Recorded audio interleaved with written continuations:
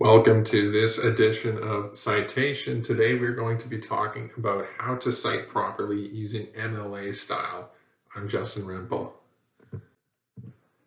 So before we get into the technicalities of how to properly cite using MLA, I want to make sure we know what I mean when I say citation. When I'm talking about citing something or using citation, I'm talking about referencing, referring to another source. This means a time when we're using information, words, ideas from somewhere else. That could be another person, that could be a book, that could be a website, any source that's not just our own thoughts and ideas. It's really important that we keep track of those sources so that we know where our information and ideas is coming from. That way we can check on it later. Our readers can check on it to see where our thoughts and ideas are originating. And it's all organized. We can track down the information to its source for future reference. Why do we need to cite our sources? It's really important to cite properly. Every time we use someone else's words, every time we use someone else's information, every time we use someone else's ideas, we correctly reference that source with proper formatting.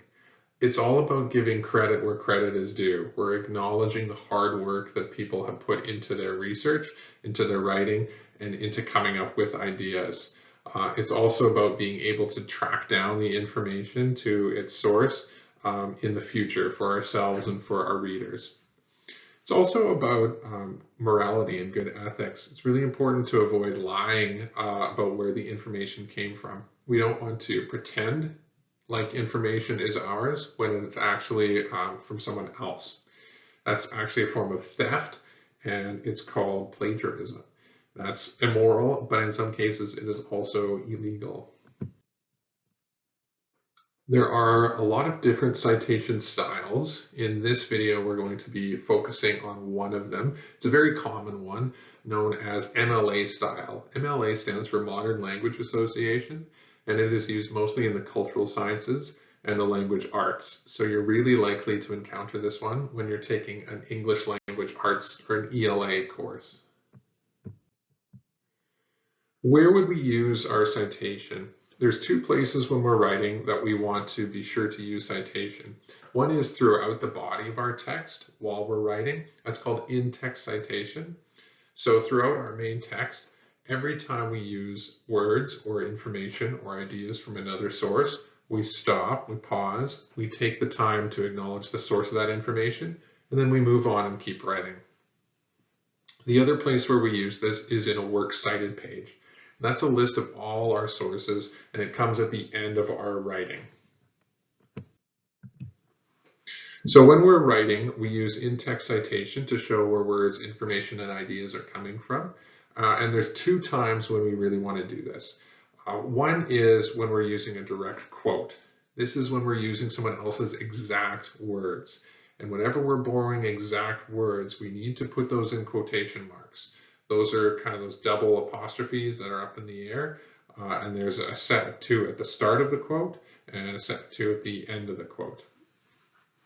And so they kind of bookend where the words start and where the words end. And when we're using in-text citation, we're probably going to be referring to the page number.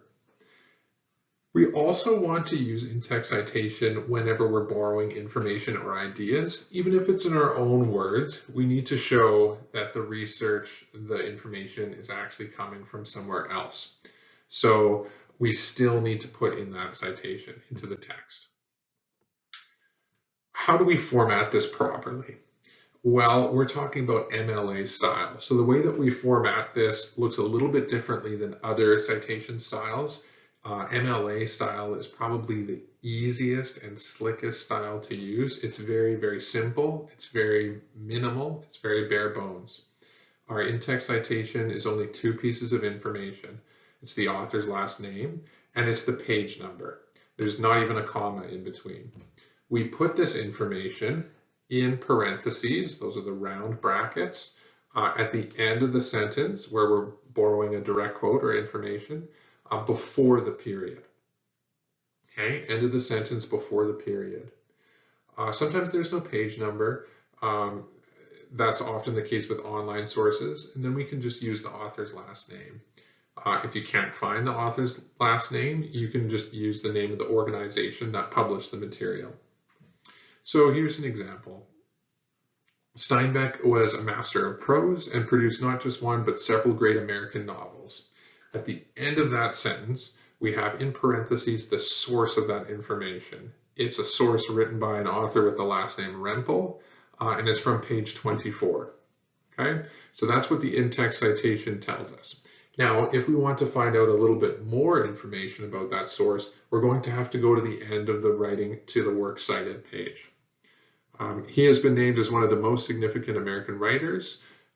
In parentheses, there's another citation, all-time American authors. And notice how the period comes after the closed parentheses. Okay, so that in-text citation is within the sentence before the period. In this case, you can tell that we couldn't figure out the name of the author, so we just included the name of the organization that produced the material. We also couldn't find a page number. That probably means it was a website or an online source. In any case, for more information, we have to refer to the Works Cited page, which will come at the end of the writing. But this is what it looks like in text. Just a little bit of information, not too much to distract us or throw off our reading rhythm, but enough to tell us that the information and ideas are coming from a different place. Some important things to note about in-text citations. One is signal phrases. Sometimes while you're writing, you'll already introduce the name of the author. If that's the case, you don't need to put the author's name again into brackets or parentheses. Just the page number is fine. And sometimes you have multiple sources from the same author. This would happen a lot if you're focusing on one specific person or writer in your text. If that's the case, you can just put the name of the source, the title, in the in-text citation as well. If it's a book title, put that in italics. If it's an article title, put it in quotation marks. So it's kind of one extra piece of information to clarify where exactly it's coming from. In the example that I give, we've got the author's name, Rempel, the title of his book, in italics, Steinbeck and the American Dream, and the page number, 136. So that tells me that in this essay or in this piece of writing, we're using multiple sources by the author Rempel. Okay, at the end of our writing, we have a Works Cited page, and there's a very special way of formatting that we're going to look at. I do want to let people know that the Purdue Online Writing Lab is the best source for current and correct citation style information. That goes for any citation style, not just MLA. But if you're looking it up, make sure you're looking up the correct citation style for whatever your teacher has asked you to do. So your Works Cited page or slide, if it's a slideshow, comes at the end of your writing. You title it Works Cited, you center that at the top of the page, and then you list your sources in alphabetical order according to the first piece of information in the citation, which is the author's surname. Entries should be single-spaced, and they should have a hanging indent, which means every line after the first line is indented. Let's take a look at what that looks like. So if we're doing a book, which is very common in English language arts courses, we do the last name of the author first, and then a comma, and then the first name, then a period, then the title of books in italics, then the city of publication, comma, the publisher, comma, and the publication date, period. That's it.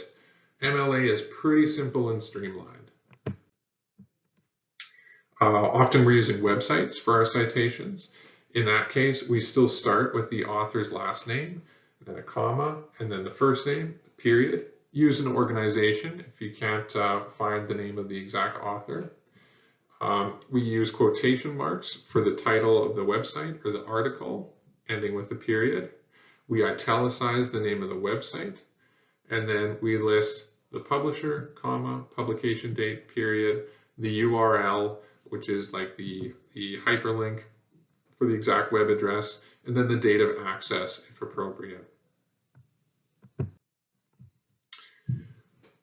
If we want to cite a video source, which is growing increasingly common, We start with the last name of the author of the video, comma, first name, then a period, use an organization if you can't find a specific person who authored the video title in quotation marks, period, the website title italicized, comma, uploaded by whatever the username is, comma, then the publication date, comma, then the URL or hyperlink.